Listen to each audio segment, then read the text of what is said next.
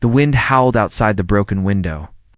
Blue dust blew through the small cracks covering the cold floor. In the corner of the tiny room sat a girl, her skin pale purple, her silver eyes dull, and her legs lifeless. Her name was Zira, a young alien girl of the Varnakian race. She had not stood up in over 10 years. Zira had once been full of energy. As a child, she would race through the markets, climb the tall rock pillars, and laugh louder than anyone. But after the accident, after the hover cart flipped and her spine was shattered, everything changed.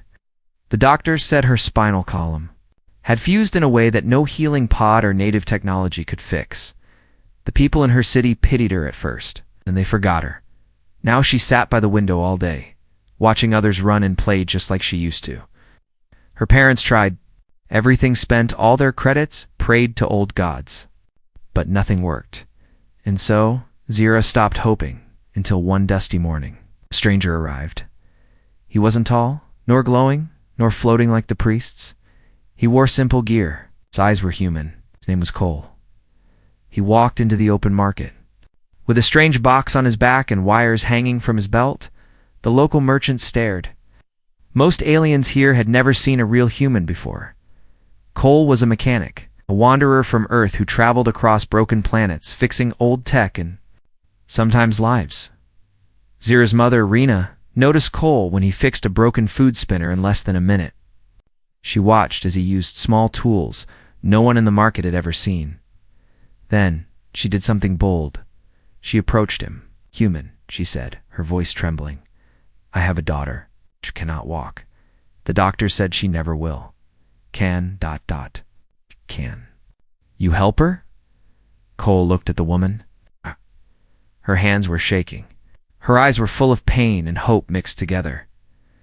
"I don't heal people," Cole said.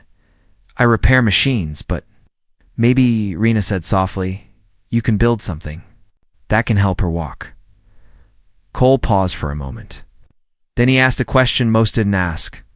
"What's her name?" That night, he followed Rena home. Zira was in her corner, working on a small drawing tablet. She didn't look up when her mother entered. She barely glanced when she heard footsteps behind her. Then she heard a new voice. "You draw well," said Cole. Zira slowly turned. "Who are you?" Friendy replied. "Maybe."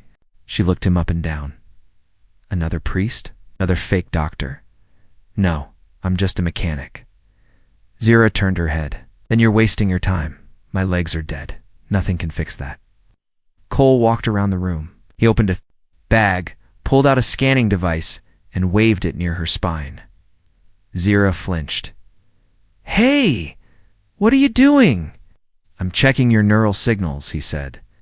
"If your brain still sends signals, I might be able to help. You might be able." "To what?" "Glue metal legs to me." Cole looked at her, serious. "Something like that. I can design robotic limbs. They'll connect with your mind. But it won't be easy or painless." Zira laughed bitterly. "I've heard that before. Everyone promises something. No one delivers." Cole didn't try to argue. He just handed her a small chip. "What's this?" She asked. "A memory chip," he said. "Watch it tonight. It's my sister." She couldn't walk either. Zira narrowed her eyes. And I couldn't help her in time. She died before I finished the prototype. I came here to test what I built. You'd be the first. Zira stared at him in silence. For the first time in years, something stirred inside her. It wasn't hope. Not yet. But it was. Curiosity. "Leave," she said quietly. Cole nodded and walked out. But the next morning, Zira was waiting by the door. She had watched the chip. She had seen his sister. She had cried. "All right, human," she said. "Let's see if your legs are better than your words." Cole smiled. "Deal." And so the work began. But no one in the city knew what was coming. Even Zira herself. Because once you give a broken girl legs, she doesn't just learn to walk again, she learns to rise. Asterisk the next day. Zira's room smelled of burning metal and strange oils. Tiny blue sparks danced in the air. Cole had turned. her quiet space into a mini workshop, Zira sat quietly, watching him work. She didn't speak much, not yet. Her eyes followed every wire, every screw, every light he connected to the strange metal pieces on the floor. They didn't look like legs. Not yet, just pieces. Cole didn't ask her many questions. He respected her silence. But that didn't mean the neighbors did. A loud knock hit the door. Zira's father, Derek, opened it. Two tall Varnakian healers stepped inside with sharp eyes and long robes. "We heard strange tools," one said coldly. "The human, what is he doing here?" Zira looked away. Cole didn't stop working. "He's trying to help Derek," answered carefully. The other healer scoffed. "No outsider can fix what our ancestors could not. His false hope will only bring shame." Cole stood up slowly and looked at them. "I'm not selling hope. I'm offering something real." The healers turned and left without another word, their long robes dragging across the dusty floor. Zira laughed under her breath. "Welcome to my world. Even failure is better than hope here." But Cole smiled. "Good, then let's fail forward." Sunset, he had built the full structure, two sleek robotic legs made of flexible metal and soft joints, shaped to match Zira's exact bone length. He called them sink legs. "They're beautiful," Rena whispered, placing her hand gently on one of them. "But can they really work?" Cole nodded. "They respond to neural input. If Zira's brain still sends signals, even weak ones, these will read and obey." Zira narrowed her eyes. "So I think, and they move." "Yes," Cole said, "but the body might reject them at first." "That's normal," she smirked. "Good. I'd like a fight." Cole brought over a small metal ring and placed it behind her neck. It stuck with a quiet click. "What's that?" she asked. "Neural sync port. Don't move. This is the part where your brain meets my machine." He powered up a small tablet. Lights blinked. The legs twitched. "Zira," gasped. "She hadn't even touched them. Did I do that?" Cole smiled. "You did." The first attempt to stand was a disaster. Zira's muscles screamed. Her back arched. She pushed, but the legs wobbled and gave out. She collapsed. Her mother ran forward, but Cole held up a hand. "Let her breathe," he said gently. Zira lay on the floor, sweating, breathing heavily. "So much for walking." Cole kneeled beside her. "That was better than I expected. Your signal reached both legs." The sync rate was 38%. "We just need to improve it." Zira's fists clenched. "Why bother? It hurts. It's stupid. I'm still on the ground." Cole lowered his voice. "Because you moved, not with wheels. Not with someone pushing you. You moved. That matters." Zira looked away. "Don't try to make me feel better. I don't need pity," Good Cole said, "because I don't offer pity. Only upgrades." Night Zero stared at the metal legs resting by her bedside. Her mother had left her tea. Her father didn't speak much. But outside her door, the whispers grew. "They're wasting time. Humans shouldn't mess with our people. She'll only get hurt again." Zira turned her face to the wall and whispered to the dark, "They're right, aren't they?" A soft voice answered from behind the door. "No, they're afraid of change. You're not." It was Cole. He hadn't left. He had been sitting outside the whole time, waiting. "Tomorrow," he said, "we try again." Morning brought a different energy. Zira woke early. She asked for help putting on the legs. The ports connected with soft beeps. The metal hugged her thighs and calves like armor. Cole stood a few feet away, holding a long rod. "Today, you don't stand," he said. "You lean, use me, find your balance." Zira gritted her teeth, grabbed the rod with both hands, and pulled herself up. Her body trembled, her knees shook. But this time, she didn't fall. She stood, tears welled in Rena's eyes. Or Derek, covered. His mouth in disbelief, Zira took one step. Then another. The sparks were no longer just from Cole's tools. They were in her eyes now. The whole city whispered her name now, Zira, the girl who stood. But Zira didn't feel proud. Not yet. Her legs worked kind of. Her back still ached. Her hands were still sore from gripping support rods, like they belonged to someone else. But something inside her had changed. She could no longer sit still. Cole found her early the next morning, already wearing the sink legs and practicing balance by herself in the dusty courtyard. "You should rest," he said softly. "I rested for 10 years, Zira replied, sweat rolling down her brow. "That's enough." Cole handed her a small device. "What's this?" she asked. "A pressure tracker," he said. "It reads how much weight you put on each leg. Helps improve your gait." Zira rolled her eyes. "You talk like a machine. Think like."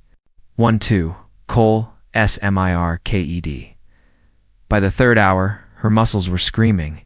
Even with robotic help, walking was hard. Her upper body had grown strong over the years from pushing her wheelchair, but her core trembled under this new challenge. Zira fell. Again and again.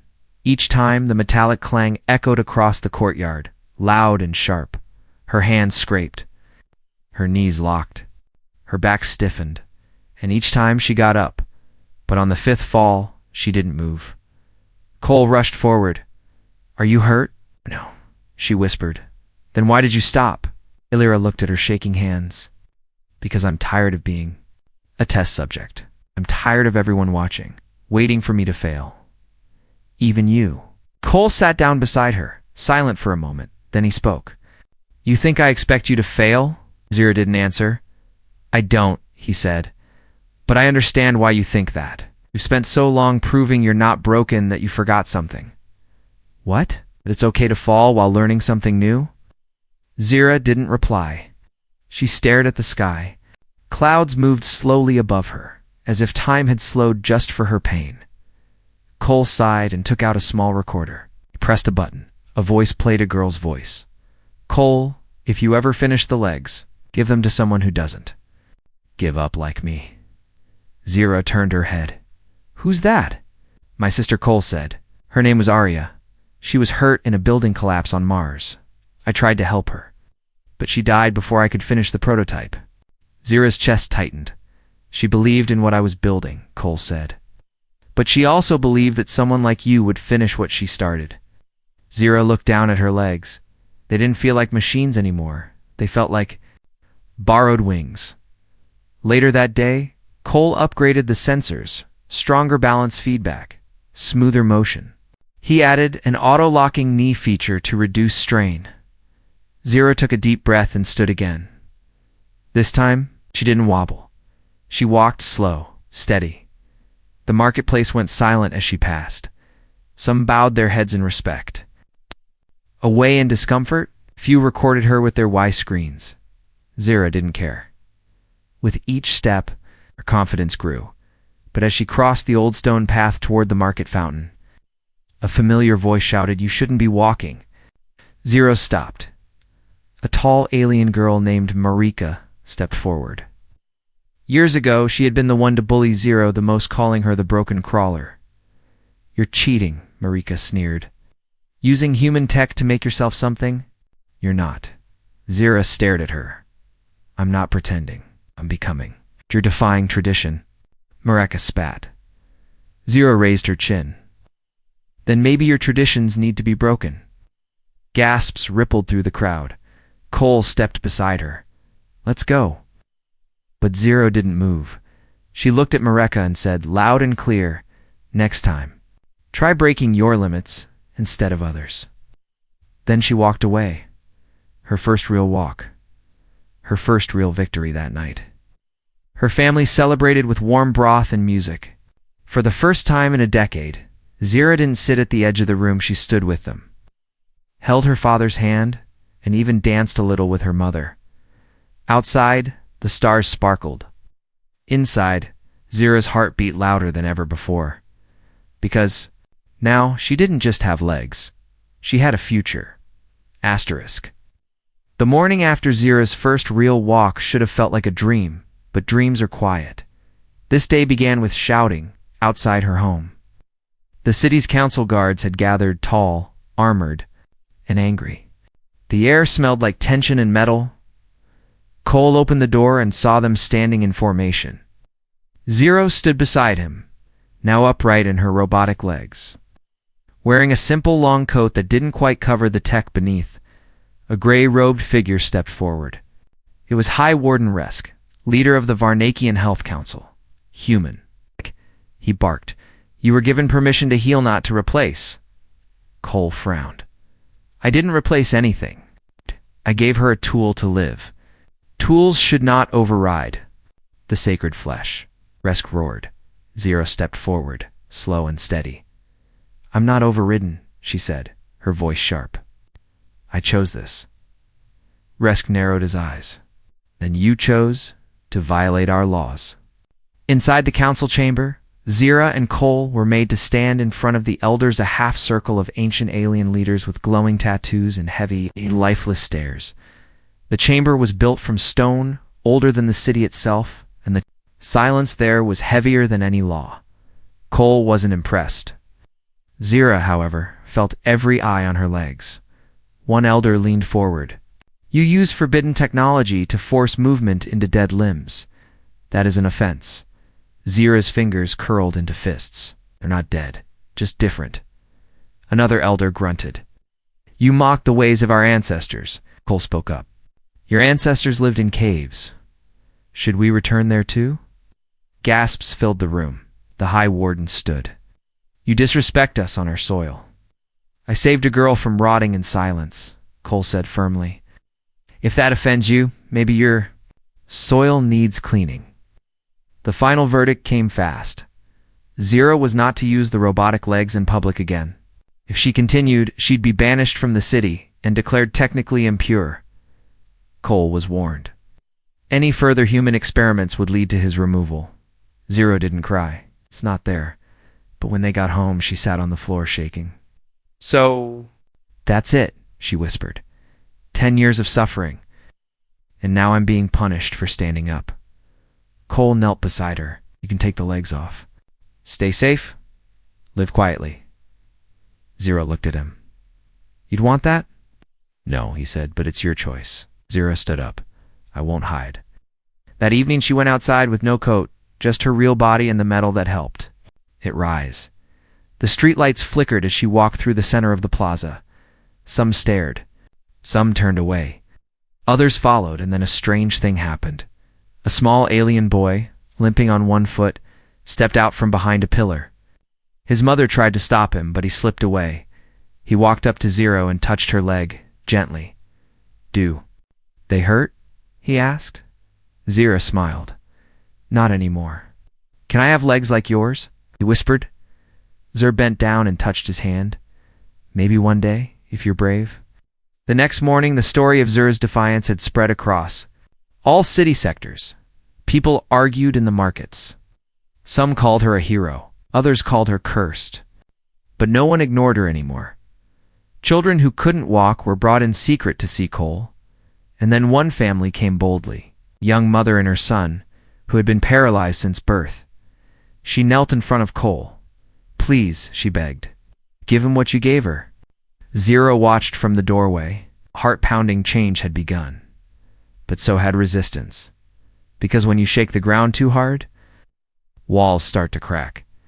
That night, someone threw a stone through their window. Then another. Cole pulled Zero back.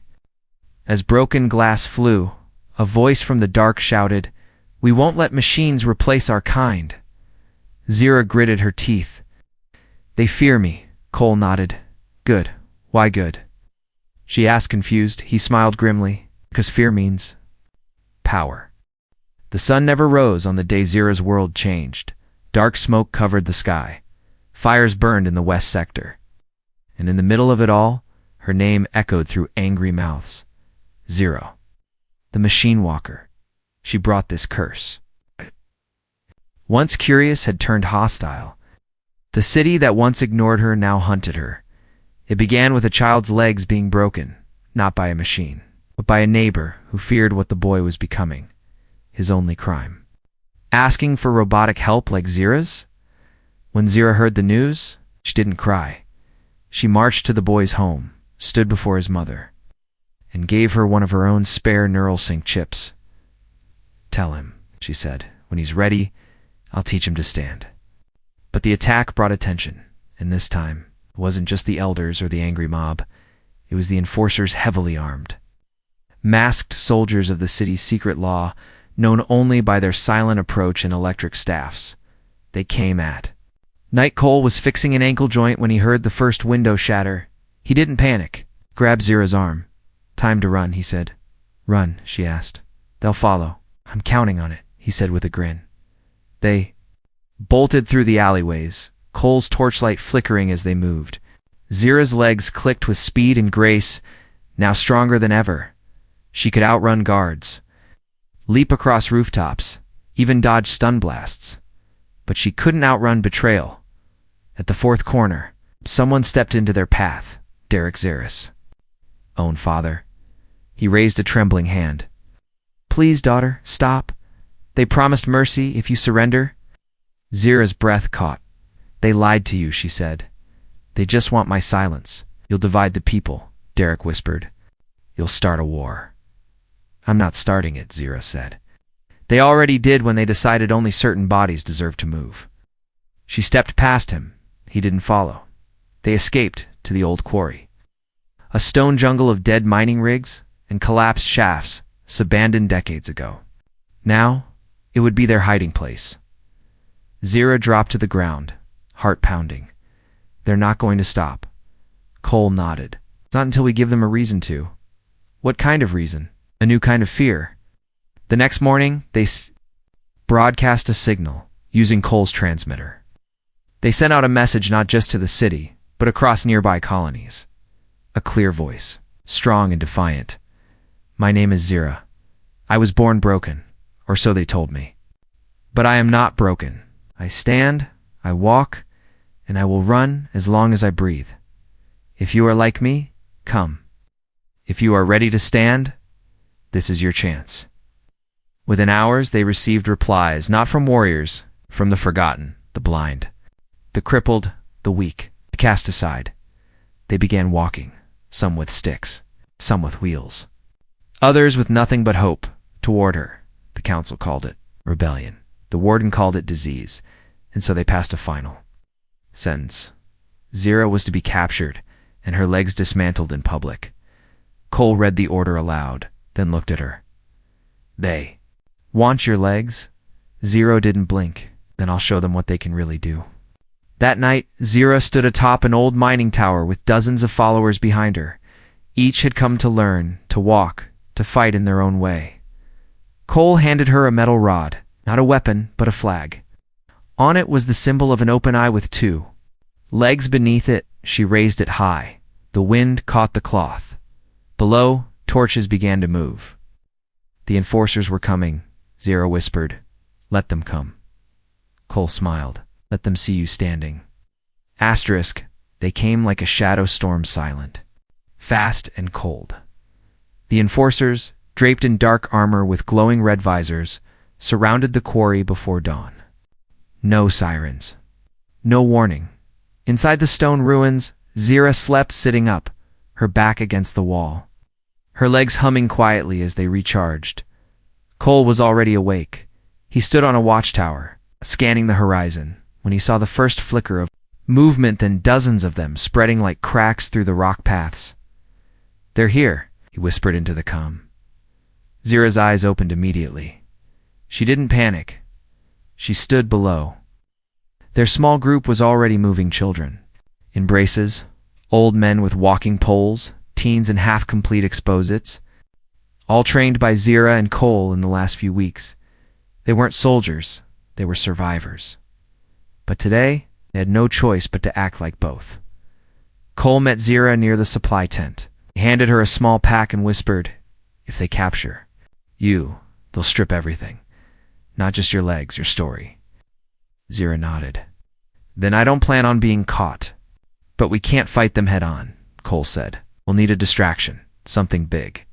Zira turned, looked up at the cliff above the quarry, the old fuel tanks. Her eyes narrowed. That big enough? Cole grinned. Now you're thinking like a human? As the first stun blasts echoed through the canyon, Zira gave the signal. Smoke bombs launched. Wires snapped across walkways, creating false barriers. Cole triggered the old quarry lights, blinding the enforcers just long enough for their group to scatter. Zira didn't run toward safety. She ran into the fight. Her legs moved faster than ever, fluid, precise, powerful. She ducked under a strike, leapt over a fallen rock, then kicked an enforcer full force in the chest. The man flew back, crashing into steel rods. Gasps echoed from her followers. They had never seen Zero fight before now. They believed she could win, but the enforcers had orders. Target the human and destroy the tech. The girl must not leave the quarry alive. They brought out the EMP net. It glowed purple. Designed to shut down all robotic systems within seconds, Zira saw it too late. The trap was flying straight toward her. Then someone jumped in front of her. Cole, the net hit him instead. His whole body spasmed and dropped. Zira screamed. Cole. The world slowed. Her breath froze. He wasn't moving. Zira knelt, trying to check him, but the humming in her legs began to fade. The net's field was affecting her systems too. One of her legs shut down. She fell sideways. Pain exploded through her hip as she hit the rock. The enforcers moved in, sure of their victory. Zira looked at Cole's pale face, and she refused to fall again, using one working leg.